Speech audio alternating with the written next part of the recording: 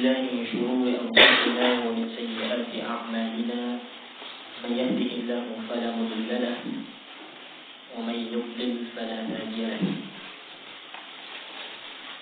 وأشهد أن لا إله إلا الله وحده لا شريك له وأشهد أن محمدا عبده ورسوله صلى الله عليه وعلى آله وأصحابه ومن تبعهم بهداه إلى يوم القيامة.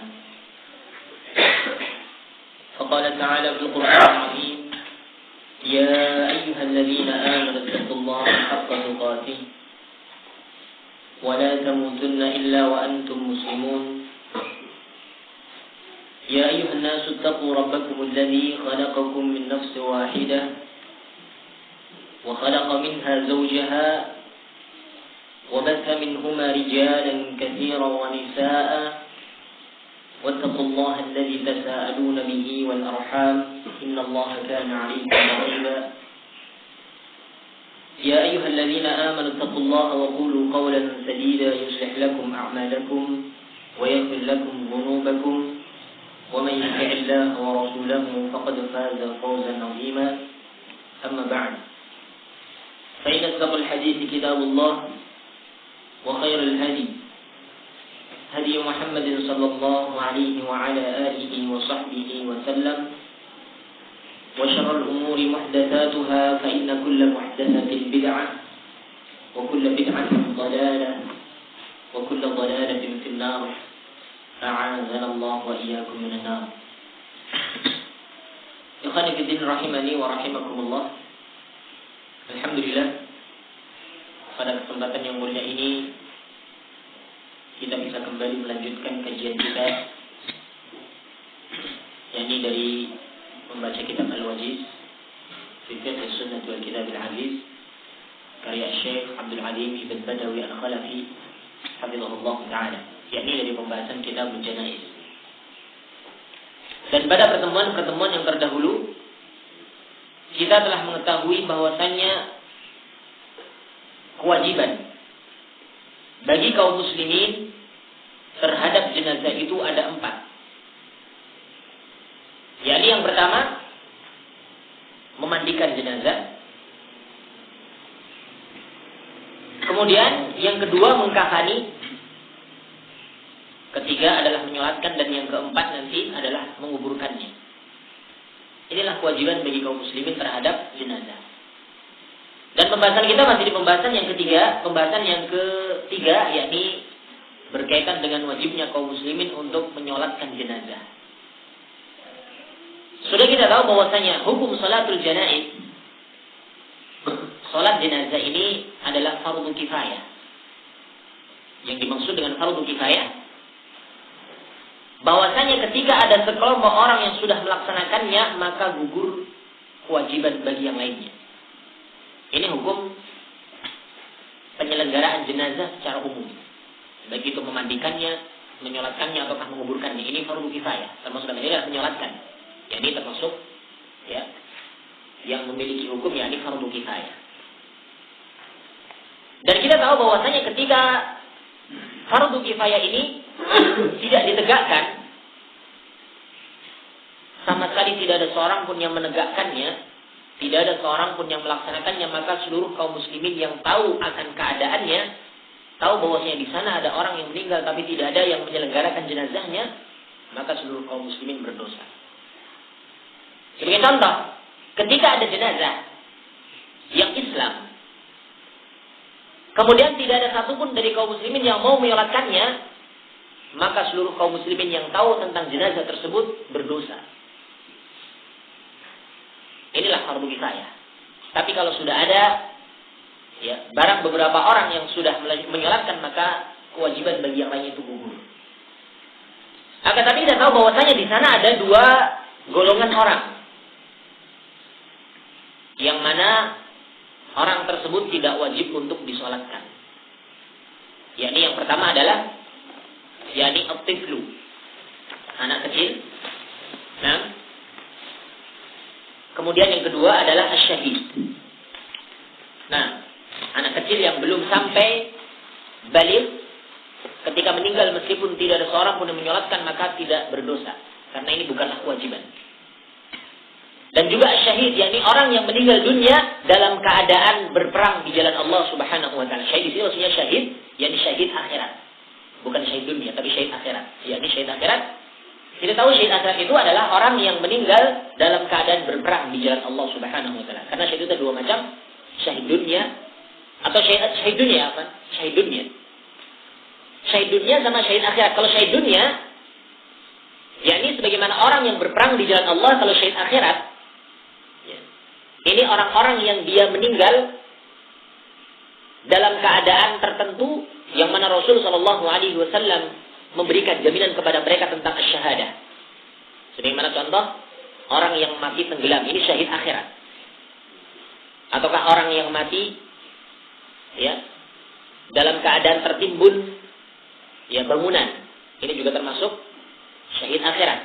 Orang yang mati dalam keadaan membela harga dirinya, membela hartanya, ini juga syahid akhirat. Maka orang syahid seperti ini tidak termasuk dalam kategori orang yang tidak diwajibkan untuk disolatkan, tapi tetap wajib. Tapi syahid yang dimaksud di sini adalah syahid, yakni syahid akhirat. Syahid dunia ya, Pak, syahid dunia. Yakni orang yang mati di medan peperangan. Nah, ini dua orang meskipun tidak ada seorang pun yang menyolatkan, tidak ada dosa bagi kaum muslimin. Karena ini tidaklah wajib. Nah, akan tapi meskipun tidak wajib, tapi tidak ada salahnya. Dan bahkan disyariatkan bagi kaum muslimin tetap untuk menyolatkannya. Jadi di sana ada beberapa orang yang memang tetap disyariatkan untuk disolatkan. Yakni yang pertama, at-tiflu walau kana tiqtan. Yakni seorang atau anak kecil meskipun itu ya prematur, dalam keadaan lahir prematur. Yakni keguguran sebelum waktu lahir kemudian meninggal. Ini keguguran. Maka ini juga tetap disyariatkan untuk disolatkan. Ya, tapi tentunya di sana, ya kadar keguguran di sini, yakni ketika sudah ditiupkan ruh padanya, ini sudah lebih dari 4 bulan. Kalau belum berumur 4 bulan, maka di sana belum dianggap sebagai ya janin. Ya, karena belum ada nyawa. Tapi kalau sudah lebih dari 4 bulan kemudian gugur, maka setelah dioperasi mungkin, ya, maka sisa-sisa dari janin tersebut ini disyariatkan untuk disolatkan. Kemudian yang kedua ya ini syahid, orang yang mati dalam keadaan berperang di jalan Allah, maka meskipun tidak wajib tapi tetap disyariatkan untuk disolatkan. Nah, kemudian yang ketiga, di antara orang-orang yang tetap disyariatkan untuk disolatkan, yakni man qutila fi haddin min hududillah, yakni orang-orang yang terbunuh untuk ditegakkan padanya hukum had dari had-had yang telah Allah Subhanahu wa taala wajibkan. Sebagaimana contoh seorang yang berzina kemudian ditegakkan hukum had, yaitu dengan cara dirajam. Bagi mereka orang yang sudah menikah, dirajam. Maka ketika meninggal dunia, maka mereka itu tetap disyariatkan untuk disolatkan. Ataukah seorang yang membunuh kemudian dibalas dibunuh, yaitu diqisas. Ini juga maksud datang hukum had, maka bagi mereka juga tetap disyariatkan untuk disolatkan. Kemudian yang keempat adalah al-fajiru al-munba'ithu bil ma'asi wal maharimi, yakni orang-orang yang fajir yang terjerumus ke dalam kemaksiatan dan juga dalam perbuatan-perbuatan yang haram. Ini tetap disyariatkan untuk disolatkan. Ya, jadi nggak mengapa seorang menyolatkan orang yang fajir. Cuman bagi ya imam kaum muslimin, bagi para ulama, bagi orang-orang yang terkemuka, hendaklah mereka tidak menyolatkan orang yang seperti ini. Sebagai bentuk untuk memberikan pelajaran kepada mereka orang-orang yang tetap memiliki perbuatan yang seperti itu. Ya, sebagaimana Rasul SAW terkadang beliau tidak mau menyolatkan orang-orang yang fajir, tapi beliau memerintahkan kepada orang lain, silakan salatkan. Sallu ala sahibikum, salatkan untuk saudara kalian ini, tapi saya sendiri tidak mau menyolatkan. Maka demikianlah sikap seorang imam, yakni tidak menyolatkan orang-orang yang fajir.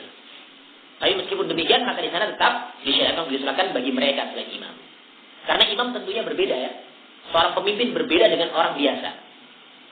Orang pemimpin ketika mau menyolatkan seorang jenazah, maka hal ini akan mencerminkan bahwa jenazah tersebut adalah jenazah yang baik. Pemimpin saja mau menyolatkan, bagi ini orang baik. Sehingga orang itu kalau yang tidak tahu dia akan tertipu. Oh, kita sholatkan bareng-bareng. Tapi ketika imam tidak mau menyolatkan, maka orang akan bertanya, kenapa kok tidak mau menyolatkan? Tentu akan bertanya. Sehingga dengannya akan tahu, sehingga ya orang pun akan tahu tentang ya keadaan orang tersebut, sehingga orang yang masih dalam keadaan seperti itu ya bisa mengambil pelajaran dengan perbuatan imam tidak mau menyolatkan orang yang hajir tersebut. Ya, demikian. Ini yang keempat. Kemudian yang kelima, yakni orang yang masih memiliki hutang. Ya, orang yang masih memiliki hutang meskipun Rasulullah SAW di awal kalinya tidak mau menyolatkan, tapi Rasulullah SAW tetap memerintahkan kepada sahabat yang lain untuk menyolatkannya. Ini juga sama sikapnya dengan orang yang hajir tadi pertama. Ya, jadi bagi seorang imam hendaklah mereka itu tidak menyolatkan. Bagi seorang pemimpin tidak menyolatkan orang-orang seperti ini, tapi kaum muslimin yang lain tetap disyariatkan bagi mereka untuk menyolatkannya. Kemudian yang keenam yakni mandubina qabla an yusalli alaihi, orang yang dikubur dalam keadaan belum disolatkan. Aw salla alaihi ba'dhum duna ba'din, ataukah sebagian orang sudah menyolatkan tapi sebagian yang lain belum. Ya. Fa yusalluna alaihi fi qabrihi, maka hendaklah mereka kaum muslimin menyolatkan yakni di sisi kuburannya. Ya, di sisi kuburannya yakni ya, seorang menyolatkan boleh di kuburan dalam keadaan seperti ini. Ketika belum menyolatkan jenazah, ternyata jenazah sudah dikubur, meskipun ya sebagai contoh ketika seorang datang terlambat, mau takziah tapi datangnya terlambat, ya, sampai di tempat ternyata jenazahnya sudah dimakamkan, maka boleh bagi mereka untuk menyolatkan langsung di sisi kuburannya. Sebagaimana orang sedang sholat jenazah, posisinya pun sama. Kalau laki-laki maka sejajar dengan kepalanya, kalau perempuan maka sejajar dengan ya lambungnya. Ya, demikian. Ini posisinya sama. Ini hanyalah orang seperti inilah yang dibolehkan untuk sholat di kuburan. Selain itu tidak boleh. Nah, demikian. Kemudian yang ke-7 yakni man mata fi baladin laisa fiha man yusalli alaihi, orang yang meninggal di sebuah negeri, orang yang meninggal di suatu negeri yang mana orang ini belum disalatkan di negeri tersebut. Ya.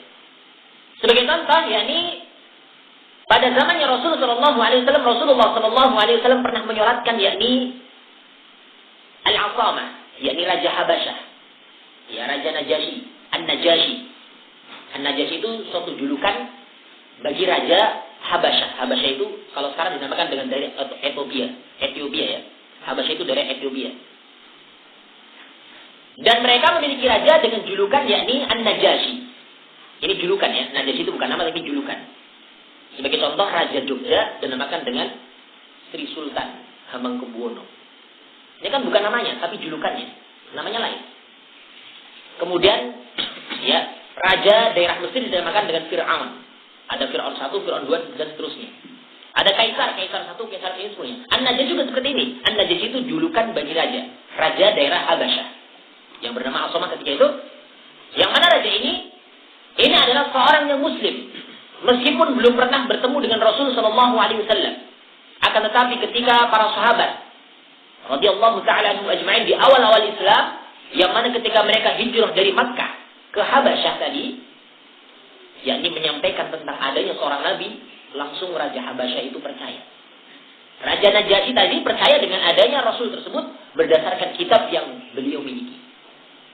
Karena di sana di dalam kitab yang terdahulu ini ada bahwasanya di akhir zaman nanti ada seorang nabi dengan ciri-ciri demikian dan demikian. Maka setelah diceritakan maka langsung percaya dan yakin. Sampai menyatakan kalau seandainya saya masih hidup saya akan membela dia. Ya.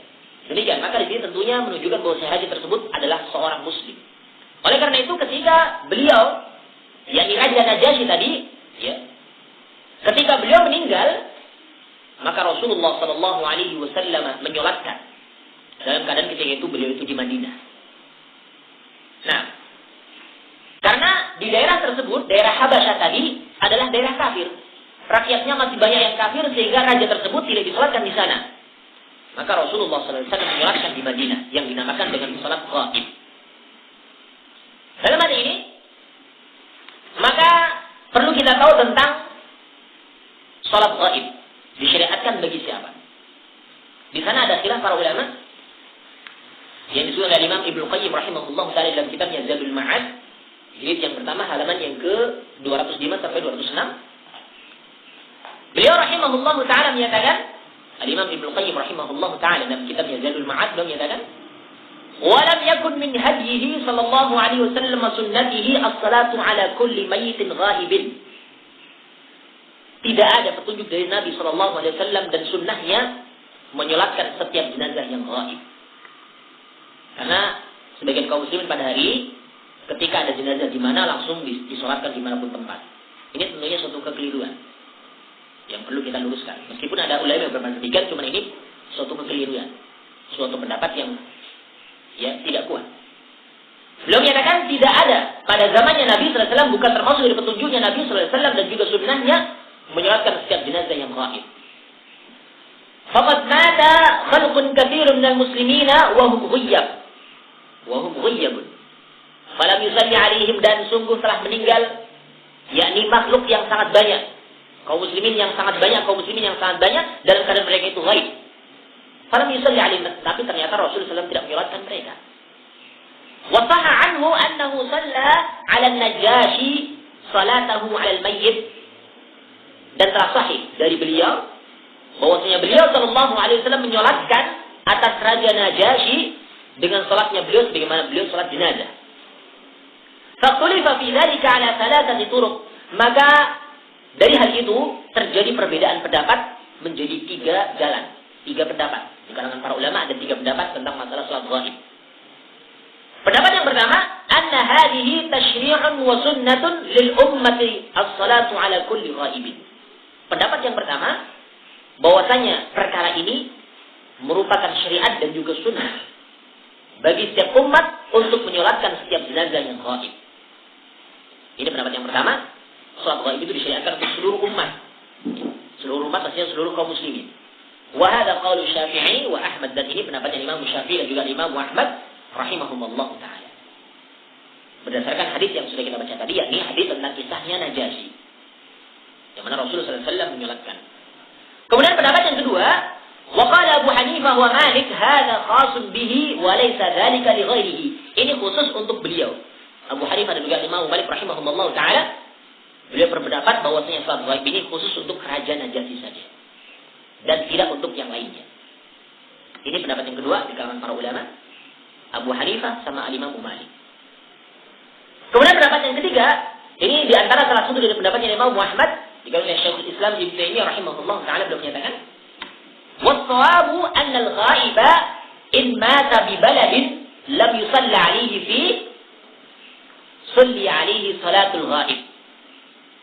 Yang benar bahwasanya al-ghaib, anna al-ghaibah, orang yang ghaib, orang yang tidak ada di hadapan kita, in mata bi baladin, ketika dia meninggal di suatu negeri, lam yusalli alaihi, yang mana di negeri tersebut dia tidak disolatkan, sulli alaihi salatul ghaib, maka boleh baginya untuk disolatkan dengan salat ghaib.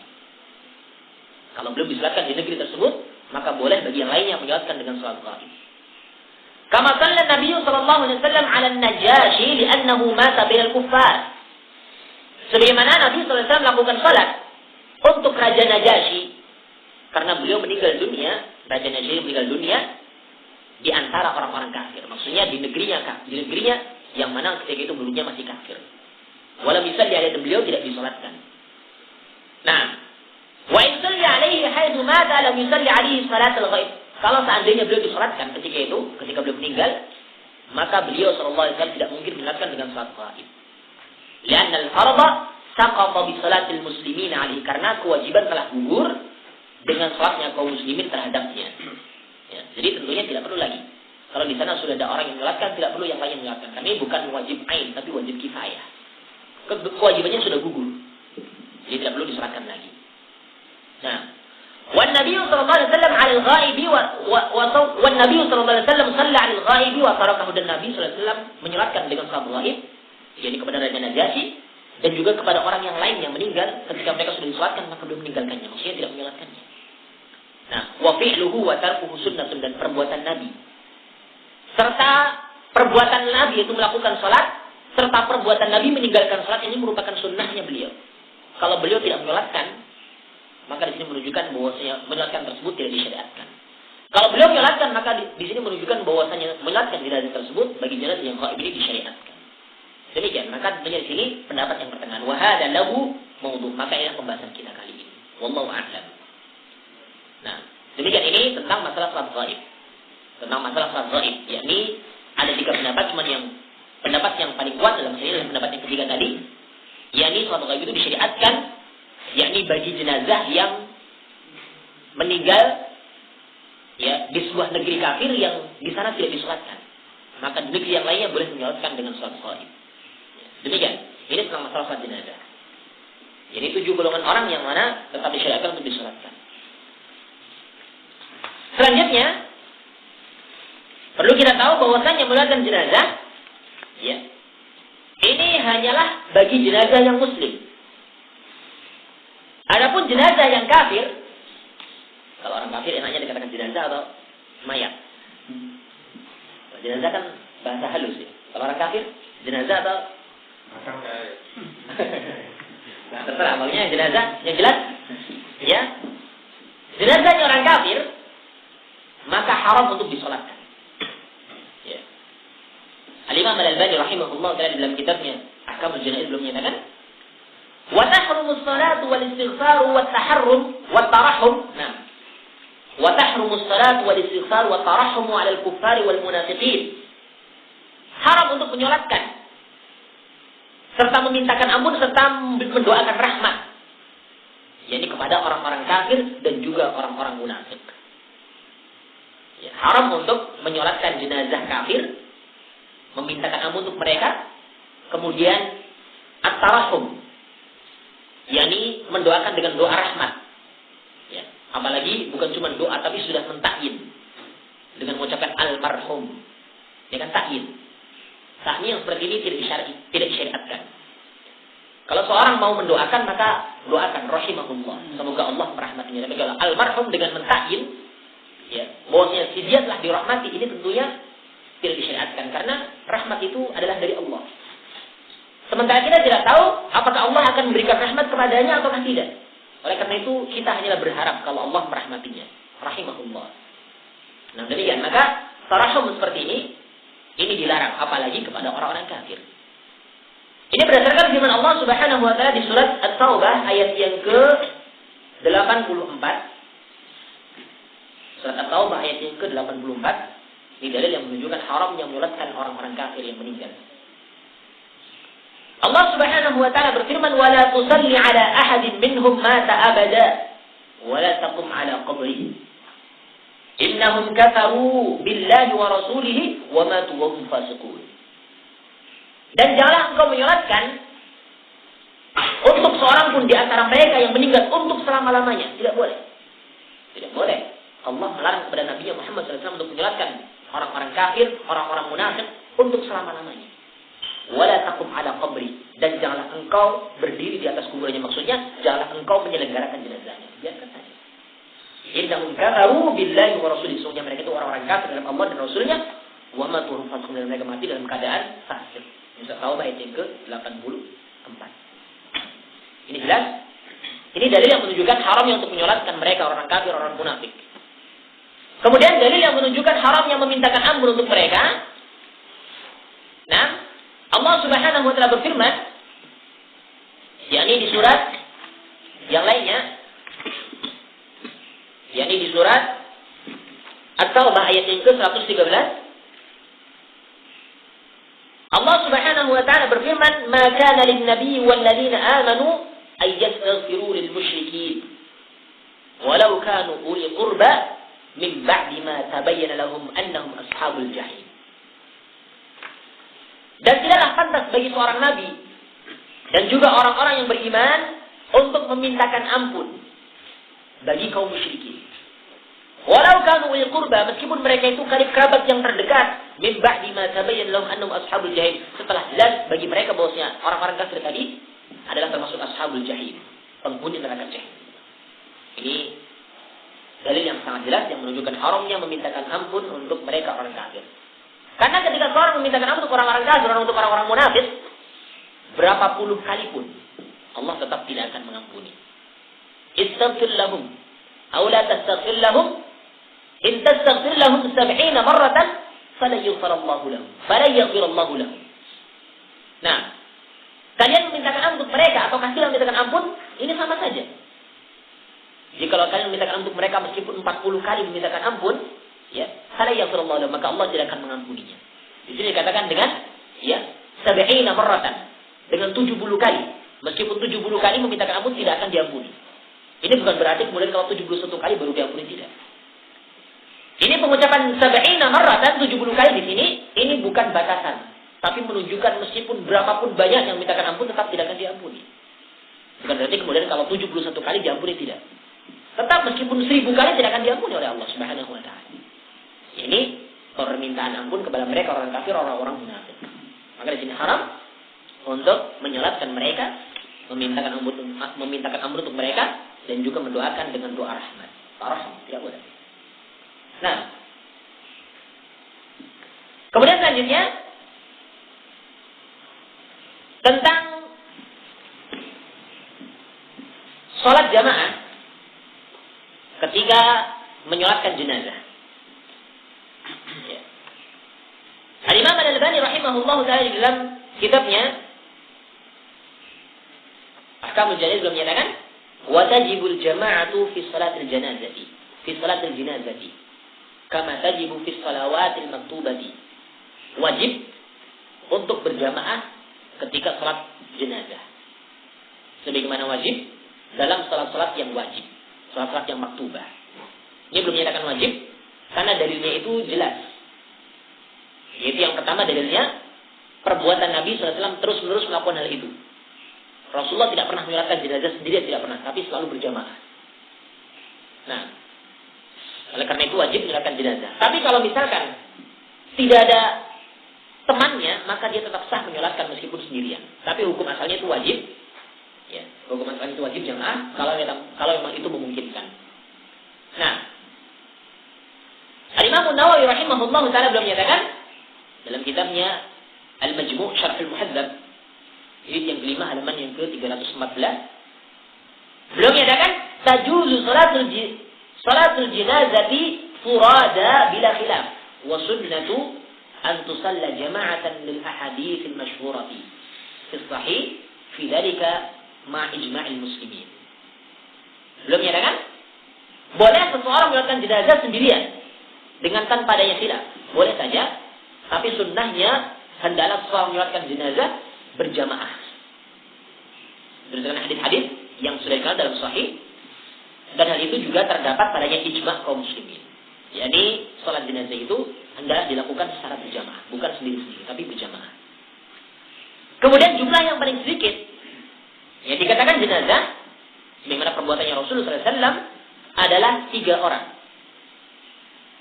Beliau menyatakan wa aqallu ma warada fil inqadil jama'ati fiha thalathatun, dan bilangan yang paling sedikit yang warid dari Rasulullah SAW tentang pembatasan jamaah adalah 3. Bagaimana hadis dari Abdullah ibn Abi Talha radhiyallahu ta'ala anhu, beliau menyatakan anna Abu Talha da'a Rasulullah SAW ila Umair ibn Abi Talha hina tuwfiya. Fa'atahu Rasulullah SAW fasalla alaihi fi manzilihim. فتقدم رسول الله صلى الله عليه وسلم وكان أبو طلحة وراءه وأم سليم وراء أبي طلحة ولم يكن معهم غيرهم. Bahwasanya Abu Talha memanggil Rasul sallallahu alaihi wasallam, yakni untuk menyolatkan jenazahnya Umair ibn Abi Talha. Nah, yakni ketika beliau meninggal. Maka Nabi pun datang kepadanya, Rasulullah SAW datang kepadanya dan menyolatkan jenazah tersebut di rumahnya. Maka Rasul pun maju, ya di depan. Dan Abu Talha ini di belakangnya, sementara Ummu Sulaim itu di belakangnya lagi. Jadi demikianlah susunan jamaah. Ya, yakni ketika salat jenazah. Tidak sama dengan yakni ketika salat maktubah, salat-salat yang wajib. Kalau kita tahu kalau 2 orang ini kan yaitu sejajar. Ini kalau salat wajib, salat yang fardu lainnya itu kalau jamaahnya 2 orang itu sejajar. Tapi kalau salat jenazah tidak. Salat jenazah ini kalau 2 orang, maka imam di depan, makmum di belakang. Jadi susunnya demikian. Tidak kemudian ditilang, tidak. Berbeda ya. Jadi berbeda. Ya. Berdasarkan hadis disebut, ya hadis di sini, yakni Rasul dan Abu Talha ini sholat jenazah Ini ternyata Abu Talha tidak di sampingnya Rasul, tapi di belakangnya Rasul, kemudian Ummu Salamah ya di belakangnya. Jadi shaf berjamaah dalam salat jenazah berbeda dengan shaf berjamaah yakni ketika salat yakni salat yakni fardu yang lainnya. Kalau salat fardu yang lainnya kalau 2 orang maka sejajar dengan imam. Kalau 3 orang maka imam di depan kemudian 2 makmum di belakang. Ini kan salat jamaah biasa. Tapi kalau salat jenazah kalau 3 orang maka bahkan yang sunnah itu imam, makmum, kemudian makmum lagi di belakangnya. Jadi safnya itu ke belakang, bukan ke samping. Ini sunnahnya demikian. Sebagaimana tadi kita lihat bagaimana Rasulullah SAW memposisikan Abu Talha di belakangnya, kemudian Ummu Sulaim di belakangnya lagi. Ini kan cuma 3 orang. Ya, maka di sini menunjukkan bahwasanya shaf berjamaah ketika salat jenazah berbeda dengan shaf berjamaah yakni ketika salat fardu yang lainnya. Ini perlu kita tahu ya. Kemudian selanjutnya, ya kita lihat di kitab. Silakan lihat kitabnya. Ini tadi tambahan dari Ahkamul Janaiz dari Al-Imam Al-Albani. Kita kembali kepada kitab Al-Wajiz. Belum menyatakan wa kullama kathara al-jam'u kana afdhalu lil mayyit wa anfa'u. Dan setiap kali jamaah itu bertambah banyak, maka itu akan lebih utama, lebih afdal bagi seorang mayit tersebut dan lebih bermanfaat baginya. Liqalihi sallallahu alaihi wasallam berdasarkan sabda Rasul sallallahu alaihi wasallam ya man ma min mayyitin tusalli alaihi ummatun minal muslimina yablughuna mi'atan kulluhum yashfa'una lahu illa syufi'u fi. Tidaklah ada seorang jenazah, tidak ada seorang jenazah pun yang mana ada sekelompok umat dari kalangan kaum muslimin yang jumlahnya sampai mencapai 100 ya, menyolatkan jenazah tersebut, seluruhnya memintakan syafaat untuknya illa syufi'u fi, kecuali jenazah tersebut akan diberikan syafaat dengannya ya, diberikan syafaat dengan permintaan syafaat dari 100 orang tadi. Ini tentunya semakin bertambah banyak jenazah, semakin bertambah banyak orang yang menyolatkan jenazah, maka itu akan semakin afdal dan akan semakin bermanfaat bagi si mayit itu sendiri. Ini dari yang pertama, hadis riwayat Imam An-Nasai, Imam Muslim, Imam Tirmidzi dan yang lainnya rahimahumullah taala jami'an. Kemudian dari yang lain waqaluhu ma min rajulin muslimin yamutu fayaqumu ala jinazatihi 40 rajulan la yusyrikuna billahi syai'a illa syafa'ahumullahu fihi.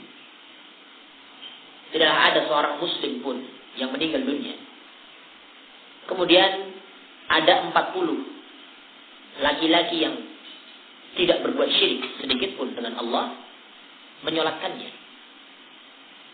Illa syafa'ahumullahu fi, kecuali Allah Subhanahu wa taala akan memberikan syafaat dengan salatnya 40 orang tadi untuk jenazahnya tersebut. Jadi dari Imam Muslim, dari Imam Abu Dawud, dari Imam Ibnu Majah dan hadis ini disahihkan oleh Imam Al-Albani dan Al-Albani as-Sahihah, silsilah al-hadits as-Sahihah, hadis nomor 2267. Nah, ini dalil yang menunjukkan bahwasanya semakin banyak orang yang menyolatkan jenazah, maka itu semakin afdal dan semakin bermanfaat, lebih bermanfaat bagi jenazah itu sendiri. Nah, maka tentunya di sini yang penting bagi kita ketika kita tahu ada saudara kita yang meninggal dunia, maka kita rame-rame untuk menyolatkan mereka, supaya mudah-mudahan Allah Subhanahu wa taala memberikan ya, untuk menyolatkan jenazah tersebut. Semoga Allah memberikan syafaat kepadanya disebabkan salatnya kita, dan semoga salatnya kita bermanfaat bagi jenazah tersebut. Nah, demikian. Kemudian selanjutnya beliau menyatakan wa yustahabbu ay yusaffu wara' al-imam thalathata sufuf wa in khalau, dan disunnahkan untuk ya membariskan di belakang imam 3 shaf. Ya, membuat shaf di belakang imam dengan 3 shaf meskipun jumlahnya itu sedikit. Yang tadi sudah saya sedikit singgung, yakni shafnya salat jamaah untuk salat jenazah berbeda dengan shafnya salat jamaah untuk salat fardu yang lainnya. Ya. Kalau salat fardu yang lainnya shafnya itu menyamping. Ya. Yakni fal awal sempurnakan yang pertama dulu. Baris pertama sudah penuh, baru yang kedua. Bagi salat jenazah tidak. Bahkan salat jenazah itu sunnahnya itu bahkan ke belakang. Maksudnya kalau memang di sana cuma ada 7 orang, bukan juga 1 shaf tidak. Tapi 3 orang di depan, 3 orang di belakang imam pas, 2 orang di belakangnya, 2 orang di belakangnya lagi. Meskipun masih longgar di samping-sampingnya. Nah, sebagaimana dalam sebuah hadis, yakni hadis dari Abu Umamah Al-Bahili radhiyallahu ta'ala anhu beliau menyatakan, "Shalla Rasulullah sallallahu alaihi wasallam ala jinazatin wa ma'ahu 7 nafarin. Faja'ala 3 saffan wa 2 saffan wa 2 saffan." Rasulullah SAW pernah melewatkan jenazah bersama 7 orang. Maka beliau menjadikan 3 orang satu shaf, yaitu shaf yang di belakang imam pas. 2 orang satu shaf, 2 orang lagi satu shaf. Demikian, maka di sini menunjukkan shafnya itu ke belakang bukan ke samping. Kalau salat jenazah berbeda ya. Ini dalil, salah satu dalil yang menunjukkan bahwasanya shafnya ya salat jenazah berbeda dengan shaf dari salat wajiban yang lainnya. Kemudian di sini muallif hafizahullah taala lima Asy-Syaikh Abdul Adim bin Badi al-Khalas dalam kitabnya Al-Wajiz sudah menyatakan, yaitu merupakan dalil dari Mursid, dari Marsad ya, Al-Yazani rahimahullah taala an Malik ibn Hubairah radhiyallahu taala anhu qala Rasulullah sallallahu alaihi wasallam ma min mayyitin yamutu fa yusalli alaihi 3 sufufin minal muslimina illa awjaba. Qala fa kana Malik idza taqal ahli jinazati jazza'ahum 3 sufufin lil hadis. Dari Marsad Al-Yazani, ini seorang tabi'in wahidnya, rahimahullah taala dari Malik ibn Hubairah, seorang sahabat yang mulia radhiyallahu ta'ala anhu menyatakan, Rasulullah sallallahu alaihi wasallam bersabda, "Ma min mayyitin yamutu fa yusalli alaihi 3 sufuf minal muslimina illa aujaba." Tidaklah ada seorang mayit yang meninggal dunia kemudian disalatkan yakni 3 shaf dari kalangan kaum muslimin illa aujaba, kecuali Allah wajibkan baginya ampunan. Dan itu dikatakan illa ghafara lahu, jadi Allah akan memberikan ampunan kepadanya. Nah, kemudian perawi menyatakan fakana Malik idza taqal ahli jinazati jazza'ahum 3 sufuf. Dan dahulu Malik, yakni Malik ibn Hubairah ya, ketika ahli jinazati istaqalla, ketika orang yang mengingatkan itu sedikit, jazza'ahum bi 3 sufuf, maka beliau membagi menjadi 3 shaf. Ini dalam rangka untuk mengamalkan hadis yang telah disebutkan tadi. Lil hadis yakni untuk mengamalkan hadis tersebut. Nah, ini hadis riwayat Imam Abu Daud, Imam Tirmidzi, Imam Ibnu Majah dan juga lainnya ya rahimahumullah taala jami'an. Ini salah satu dalil yang menunjukkan sunnah mengingatkan jenazah itu ya, kalau bisa itu 3 shaf. Meskipun itu jumlahnya sedikit, maka dibikin 3 shaf saja. Meskipun harus ke belakang, barisnya ke belakang, enggak mengapa. Karena tadi saya sebutkan, yakni shafnya salat jenazah berbeda dengan shaf pada salat-salat fardhu yang lain. Nah, kemudian kita lanjutkan pembahasan yang lain.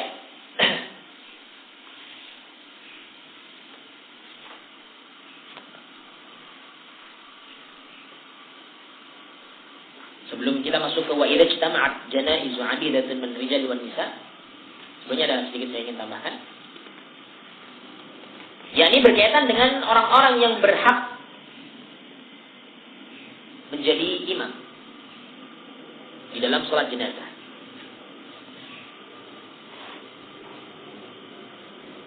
Atau sebelumnya ya. Belum menyatakan Imam Al-Albani dalam kitabnya Ahkam Janazah menyatakan, "Wa idza lam yujad ma'al imami ghairu rajulin wahidin fa innahu la yaqifu hida'ahu kama huwa sunnatu fi sa'ir salawat, bal yaqifu khalfal imam." Apabila tidak didapatkan bersama imam selain 1 orang saja, maka dia tidak berdiri di sebelahnya. Bagaimana sunnah ketika sholat yang lainnya. Bahkan makmum di sini berdiri di belakangnya imam. Meskipun cuma 2 orang, maka berdirinya itu di belakang, itu di sampingnya imam, di belakangnya. Ini misalnya hadis dari Abu Talha tadi, ya, yang mana Rasulullah SAW memposisikan Abu Talha di belakang beliau, ya bukan di sampingnya beliau. Kemudian selanjutnya menyatakan, wal wali au naibuhu ahaqqu bil imamati fiha minal wali. Dan pemimpin, yakni penguasa, ataukah penggantinya penguasa, naibnya, ini lebih berhak untuk menjadi imam, yakni pada salat jenazah, daripada wali dari jenazah itu sendiri. Lebih berhak pemimpin, lebih berhak penguasa untuk menyolatkan jenazah sebagai imam dari sholat jenazah tersebut daripada wali jenazah itu sendiri. Nah, sebagaimana hadis dari Abu Hazim, beliau menyatakan, "Inni la syahidun yawma matal Hasan ibn Ali. Fara'aitu al-Husain ibn Ali yaqulu li Sa'id ibn al-As wa yat'anu fi 'unuqihi wa yaqul taqaddam falaula annaha sunnatun ma qaddamtuka." Hadis dari Abu Hazim beliau menyatakan, sesungguhnya aku benar-benar menyaksikan pada hari meninggalnya Al-Hasan ibn Ali. Hasan ibn Ali ini saudaranya Husain ibn Ali. Duanya itu ada sebagian riwayat yang menyatakan bahwa dua itu anak kembar. Hasan dengan Husain. Fara'aitu Husain ibn Ali yaqulu li Sa'id ibn al-As wa yat'anu fi 'unuqihi wa yaqul taqaddam falawla anna sunnatun ma qaddamtuka. Yani ketika dan aku melihat Husain ibn Ali, yaitu saudaranya Hasan tadi yang meninggal, ini mengatakan kepada Sa'id ibn al-As ketika Sa'id ibn al-As adalah seorang pemimpin, salah satu gubernur di daerah yang mana tinggal di situ Husain dan Hasan. Husain itu memegang yakni lehernya Sa'id ibn al-As, kemudian menyatakan, "Taqaddam, maju kamu. Falala anna sunnatun ma qaddamtuka." Kalau ini bukanlah sunnah, aku tidak akan membiarkan engkau maju untuk mengimami. Karena tentunya Husain itu tahu. Ya, ketika itu Hasan ibn Ali itu meninggal, ini gara-gara dituduh sebagai pemberontak. Ya, kita tahu sejarahnya bagaimana Hasan meninggal dunia. Ini dalam peperangan, yang mana Hasan dituduh sebagai pemberontak sehingga oleh pemerintah ketika itu dibunuh, dimusnahkan beserta pasukannya. Ya. Maka ketika itu Sa'id ibn al-As ini termasuk di antara pemimpin ketika itu. Ini sebenarnya Hasan itu sedang marah dengan Sa'id. Ya. Dengan Sa'id ibn al-As sedang marah. Karena gara-gara akibat pemerintah ini sehingga saudaranya meninggal. Oleh karena itu, tapi tetap kemarahan ini tidak dibawa kepada masalah syariat. Sehingga tetap memberikan kesempatan. Jadi inilah mulianya para sahabat radhiyallahu ta'ala anhum. Dalam hal ini adalah Hasan dan juga Husain. Hasan ibn Ali, Husain ibn Ali radhiyallahu ta'ala anhum. Meskipun beliau itu sedang ada sedikit masalah dengan pemimpin, tapi beliau tidak membawa kepada syariat. Sehingga tidak dibawa. Kalau memang itu sunnahnya mereka menjadi imam, ya tetap dia juga sebagai imam. Ya, tidak dibawa kepada masalah yang lain. Nah, maka inilah mulianya para sahabat radhiyallahu ta'ala anhum. Nah, wa Sa'id amirun 'alal Madinati yauma idzin. Maka Sa'id ketika itu adalah seorang amir di Madinah, seorang pemimpin di Madinah pada hari tersebut. Wa kana bainahum syai'. Padahal ketika itu di antara mereka itu terdapat padanya suatu masalah. Ada masalah, sedikit masalah. Tetapi ternyata tetap Husain memberikan kesempatan kepada pemimpin untuk menyolatkan. Meskipun Husain itu adalah saudaranya Hasan ibn Ali radhiyallahu ta'ala anhu.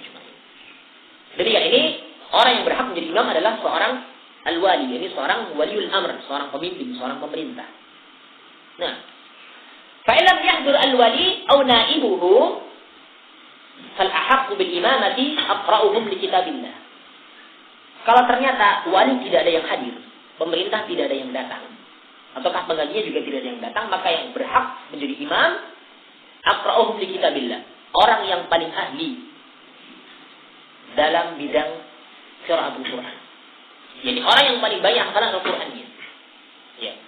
Kemudian setelah itu baru di sana ada urutan kriteria tertentu siapa yang berhak menjadi imam. Yang tersebut dalam hadis, yakni Rasul SAW bersabda, "Ya ummul qauma aqra'uhum li kitabillah." Orang yang paling berhak mengimami kaum ini adalah orang yang paling ahli dalam kitabullah. Fa in kanu bil qiraati sawa, kalau mereka dalam qiraatnya itu sama, fa'alamuhum bisunnah, yakni orang yang paling tahu tentang masalah sunnah. Fa in kanu fi sunnati sawa fa'aqdamuhum hijrah. Kalau ternyata sunnah juga sama-sama tahu, maka yang menjadi imam itu adalah orang yang paling pertama hijrah. Fa in kanu fil hijrati sawa, kalau ternyata hijrahnya juga sama, fa'aqdamuhum silman, maka orang yang paling pertama masuk Islam. Wala yu'ammana ar-rajul wala ya'ummanna ar-rajulu ar-rajula fi sultani, dan tidak boleh seseorang mengimami orang lain dalam kekuasaannya, dalam sultannya. Nah, wala yaq'udu fi baitihi ala takrimatihi illa bibni, dan tidak boleh seorang duduk di rumahnya, yakni di tempat yang telah dimuliakan oleh tuan rumah, kecuali dengan seizinnya. Nah, ini hadis riwayat Imam Muslim juga yang lainnya rahimahumullah taala, ashabus sunnah rahimahumullah taala. jami'an. Ini tentang orang yang berhak menjadi imam di dalam sholatul janazah. Kemudian selanjutnya boleh dikatakan, saya tanya lagi. Wa idza ijtama'at janaizu 'adidatun min ar-rijali wan nisa. Fa in salli 'ala kulli janazatin salatan fa hadha al-aslu. Wa in salli 'alaiha jami'an salatan wahidatan jaza. Wa yuj'alu adh-dhukuru walau kanu sigharan mimma yali imam wal inas mimma yali al-qiblah. Ini tentang posisi menyolatkan jenazah. Posisi jenazahnya bagaimana? Belum menyatakan kalau jenazahnya itu banyak, wa idza ijtama'at janaizu 'adidatun. Kalau berkumpul beberapa jenazah, nah, dari kalangan laki-laki maupun perempuan jenazahnya itu banyak. Kalau mau disolatkan dengan satu kali solat, kalau mau disolatkan setiap jenazah dengan satu solat, kalau misalkan jenazah 10, solatkan 10 kali, satu-satu. Ya, fahadal aslu, maka inilah hukum asal. Setiap jenazah disolatkan dengan satu kali solat. Ini hukum asalnya. Wa in dalla 'alaiha jami'an salatan wahidatan jaza. Kalau mau disolatkan dengan seluruhnya itu dengan satu kali solat, seluruh jenazah tadi yang banyak tadi disolatkan dengan satu kali solat, jaza, maka ini boleh saja. Nah, jadi ada pilihan. Kalau mau menyolatkan satu-satu boleh. Satu jenazah satu kali sholat, satu jenazah satu kali sholat, boleh demikian. Ataukah kalau seseorang mau menyolatkan sekaligus bareng-bareng, seluruh jenazah disolatkan dengan satu kali sholat, ya jenazah maka ini pun boleh. Wa yuj'alu dzukur walau kanu sigharan. Maka kaum laki-laki dijadikan, ya meskipun itu kecil, mimma yali imam, ditempatkan, diposisikan dekat dengan imam. Ya, ini di sebelah paling timur. Yang dekat dengan imam. Ini laki-laki meskipun itu anak kecil, tetap diletakkan yang paling depan. Maksudnya paling depan paling dekat dengan imam. Meskipun itu kecil, maka laki-laki didahulukan. Benar, setelah itu baru disusun sebagaimana mestinya. Jadi sesuai dengan posisinya. Jadi kalau laki-laki jenazah di depan, ya maka nanti kalau perempuannya itu sejajar dengan kepalanya, perutnya itu sejajar dengan kepalanya. Ya. Terusnya demikian. Kalau laki-laki berarti laki-laki sejajar sama, kemudian setelah itu perempuan, ya, diposisikan seperti itu. Jadi kalau imamnya itu tidak perlu berpindah-pindah tempat, langsung sekali lurus. Ya, jadi kalau laki-laki itu imamnya itu sejajar dengan kepala, perempuan imamnya itu sejajar dengan bagian lambung. Maka ini ditarik garis lurus seperti ini. Diposisikan tidak ragu pun nggak apa-apa. Demikian nanti ada yang di sini, ya di sini lurus karena perempuan, kemudian laki-laki di sini. Ya, di sini. Ya. Ini demikian posisinya. Nah, kemudian perempuan itu mimma yal qiblah, perempuan itu ini dekat dengan kiblat, berarti sebelah baratnya. Ya, sebelah barat, kalau di daerah kita di sebelah barat. Jadi kalau laki-laki di sebelah timur, ini dekat dengan imam. Kalau perempuan itu di sebelah baratnya. Ya, mimma yal qiblah, dekat dengan kiblatnya. Ini berdasarkan hadis dari Nafi, Ibnu Umar radhiyallahu taala anhuma. Nafi, salah satu muridnya Ibnu Umar, seorang tabi'in radhiyallahu taala, muridnya Abdullah bin Umar. Dari Abdullah bin Umar radhiyallahu taala anhuma, annahu shalla ala 9 janazatin. أنه صلى على 9 جنائز جميعا فجعل الرجال يلون الإمام والنساء يلين القبلة فصفهن صفا واحدا ووضعت جنازة أم كلثوم بنت علي امرأة عمر بن الخطاب ابن لها وابن لها يقال له زيد وضعا جميعا والإمام يومئذ سعيد Ibn al-As. Wa bin Nazi Ibn Abbas wa Abu Hurairah wa Abu Sa'id wa Abu Qatadah. Fa wudi'a al-ghulamu mimma al-imam fa qala rajulun fa ankara dhalika fa nadartu ila Ibn Abbas wa Abi Hurairah wa Abi Sa'id wa Abi Qatadah fa qultu ma hadha qalu hiya sunnah. Dari Nabi, seorang tabi'in, muridnya Abdullah bin Umar rahimahullah ta'ala. Dari Abdullah bin Umar radhiyallahu ta'ala anhuma, bahwasanya beliau pernah melakukan salat, ya, annahu, yakni bahwasanya Rasulullah SAW, bahwasanya beliau, yaitu Abdullah bin Umar, di sini ceritanya dari Abdullah bin Umar, ya, beliau pernah menyolatkan 9 jenazah secara bersamaan. Nah, faja'ala rijala yaluna al-imam wa nisa yaluna al-qiblah. Maka kemudian dijadikanlah jenazah laki-laki itu dekat dengan imam dan jenazah perempuan dekat dengan kiblat. Fasaffahunna saffan wahid, maka mereka itu disofkan dengan satu saf.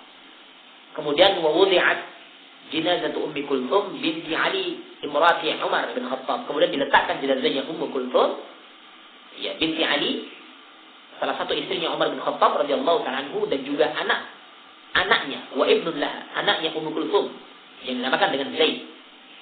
Ini sama-sama semua itu tadi diletakkan secara bersamaan. Dan imamnya ketika itu adalah Sa'id ibn al-As, yakni Amir Madinah ketika itu. Sa'id ibn al-As yang menjadi imam. Di sini juga menunjukkan bahwasanya seorang pemimpin, seorang amir pemimpin, maka lebih berhak menjadi imam daripada yang lainnya. Wa bin nasi Ibnu Abbas wa Abu Hurairah, dan pada manusia itu, maksudnya di antara orang itu ada, di sana ada Ibnu Abbas, termasuk di antara jamaahnya Ibnu Abbas ada, ya, Abu Hurairah ada, Abu Sa'id Al-Khudri juga ada, Abu Qatadah juga ada. Ya. Kemudian diletakkan Al-Ghulam, yakni Zaid tadi, jenazah anak kecil tadi, mimbayil imam, dekat dengan imam. Maka ada seorang laki-laki menyatakan, yaitu mengingkari perbuatan tersebut. Kenapa anak kecil kok diletakkan dekat dengan imam, bukan yang lainnya? Mengingkari. Fanadhartu ila Ibn Abbas, maka aku, yaitu berkata Abdullah bin Umar, menyatakan, aku melihat kepada Ibnu Abbas dan juga melihat kepada Abu Hurairah, kepada Abu Sa'id Al-Khudri dan juga Abu Qatadah. Faqultu ma hadha, aku mengatakan kepada mereka ini, ma hadha, apa ini? Perbuatan apa ini? Kalau mereka menyatakan, iya sunnah, perbuatan inilah perbuatan yang sunnah. Ini disepakati oleh Abdullah bin Abbas dan juga yang lainnya dari kalangan sahabat senior ketika itu, yakni ya, membiarkan dan menetapkan perbuatan tersebut adalah perbuatan yang sunnah. Iya sunnah. Belum menyatakan demikian, iya sunnah. Maka inilah, ya, ini cara menyolatkan jenazah. Kalau mau jenazah banyak, boleh sholatkan dengan satu kali sholat secara bersama. Tapi tentunya posisinya itu, posisi laki-laki lebih dekat dengan imam, kemudian posisi perempuan jauh dari imam. Ya, ini lebih dekat dengan kiblat, lebih dekat dengan kiblat. Nah, ini hadis riwayat Imam An-Nasai dan juga yang lainnya rahimahumullah ta'ala jami'an. Ini tentang masalah shaf. Ya, shaf, dan juga tentang masalah ketika jenazah itu banyak, maka boleh disolatkan satu kali atau boleh sekaligus disolatkan sekali untuk seluruh jenazah. Ini boleh saja demikian. Nah, kemudian selanjutnya sekarang kita beralih ke pembahasan yang lain, yakni aina yusalli 'ala jinazati, di mana jenazah itu disolatkan. Ini yang perlu kita tahu tentang menyolatkan jenazah itu, tempatnya di mana. Tajuzu salatu 'ala jinazati fil masjid. Menyatakan yang pertama, boleh menyolatkan jenazah itu di masjid. Ini boleh saja. Memang bukan perkara yang harus, bukan pula perkara yang disunnahkan, tapi boleh saja. Ya, menyolatkan jenazah di masjid. Hukumnya itu mubah, itu boleh saja. Bukan haram juga bukan sunnah, tapi mubah saja. Nah, tapi yang sunnah, yang afdal, salat jenazah itu di tempat yang khusus untuk menyolatkan jenazah itu di tanah lapang, musalla yang khusus untuk menyolatkan jenazah itu tanah lapang, yang khusus untuk ini yang sunnah demikian. Ini yang sering Rasulullah SAW lakukan. Adapun di masjid Rasulullah cuma melakukan tidak banyak, cuma pernah saja. Maka di sini menunjukkan kalau dikatakan sunnah juga bukan, tapi hukumnya itu mubah, boleh saja. Ya, boleh saja melakukan salat di masjid. Tapi yang afdal, yang sunnah adalah di luar masjid, yakni di tempat yang khusus digunakan sebagai salat jenazah, yakni musalla janaiz. Ya, demikian. Ini berdasarkan dari Aisyah radhiyallahu taala anha qalat, "Lamma tuwfiya Sa'd ibn Abi Waqqas, arsala azwajun Nabi sallallahu alaihi wasallam ay yamurru bi janazatihi fil masjid fayusallim alaihi." Fafa'alu. Dari Aisyah radhiyallahu taala anha, beliau menyatakan ketika Sa'id ibn Abi Waqqas radhiyallahu taala anhu meninggal dunia, maka istri-istrinya Nabi sallallahu alaihi wasallam, ummul mukminin, istri-istrinya Nabi sallallahu alaihi wasallam, mereka itu memerintahkan, mengutus kepada kaum muslimin untuk melewatkan jenazahnya Sa'ad ibn Abi Waqqas di masjid, agar supaya mereka bisa menyolatkan beliau. Fafa'alu, maka pun mereka melakukannya. Kaum muslimin ketika itu melakukan perintahnya azwajun Nabi, istri-istrinya Nabi. Fawaqafa bihi ala hujrihinna yusallina alaihi, maka jenazahnya pun dihentikan di depan kamar-kamarnya mereka, yakni kamar-kamarnya istri-istrinya Nabi SAW dan mereka pun yusallina alaihi. Mereka menyolatkan jenazahnya Sa'ad ibn Abi Waqqas. Akhraja bihi min babil janaiz alladhi kana ila al-maqa'id. Dan jenazah tersebut dikeluarkan melalui pintu janaiz, pintu yang biasa keluar untuk jenazah yang dekat dengan baqi. Kana al-maqa'id, yakni yang dahulu itu biasa untuk dijadikan tempat untuk lewat jenazah ya ketika mau dikuburkan di makam ya di baqi. Ya, di pekuburan baqi. Fabalaghahunna anna an-nasa 'abu dzalika. Maka sampailah kepada mereka istri-istrinya Nabi bahwasanya manusia ketika itu mencela perbuatan itu. Wa qalu, dan mereka menyatakan maka anatil janaizu yadkhulu bihal masjid. Jenazah dahulu tidak pernah masuk masjid. Ini manusia ketika itu merasa aneh kalau jenazah itu masuk masjid. Nah, fabalagha dzalika Aisyah. Faqalat, maka hal itu berita itu sampai kepada Aisyah radhiyallahu ta'ala anha, maka beliau pun menyatakan ma asra'un nas ila ayyibu ma la ilma lahum bihi. Betapa cepatnya manusia untuk mencela sesuatu yang mereka tidak punya ilmu tentangnya. Abu alaina ayyamurra bi jinazatin fil masjid. Mereka mencela kita. yakni ketika kita meminta agar supaya jenazah itu dilewatkan di masjid. Wa ma shalla Rasulullah sallallahu alaihi wasallam ala Suhail ibn Bayda illa fi jawfil masjid. Dan Rasulullah sallallahu alaihi wasallam menyolatkan jenazah Suhail ibn Bayda tidak lain kecuali di masjid, yaitu di jawfil masjid, itu di tengah masjid. Maka di sini menunjukkan bahwa perbuatan Rasul dahulu pernah menyolatkan jenazahnya Suhail ibn Bayda di masjid. Ini menunjukkan perbuatan bolehnya menyolatkan jenazah di masjid. Ini demikian, ini dalil yang jelas riwayat Imam An-Nasa'i, Imam Muslim, dan lafaz ini milik Imam Muslim, dan juga yang lainnya rahimahumullah taala jami'an. Walakin al-afdal as-salatu 'alaiha kharij al-masjid fi makan mu'add lis-salati 'ala al-janaiz. Kama kana al-amru 'ala 'ahdi Nabi sallallahu alaihi wasallam wa huwa al-ghalibu 'ala hadihi fiha. Akan tapi yang afdal menyolatkan jenazah itu di luar masjid, di tempat yang sudah dipersiapkan untuk menyolatkan jenazah, yakni di musalla al-janaiz. Kama kana al-amru 'ala 'ahdi Nabi sallallahu alaihi wasallam, perkara ini dilakukan pada zamannya Rasulullah sallallahu alaihi wasallam, dan inilah yang sering dilakukan dari petunjuk Nabi sallallahu alaihi wasallam. Sebagai contoh dalilnya adalah hadis dari Abdullah bin Umar,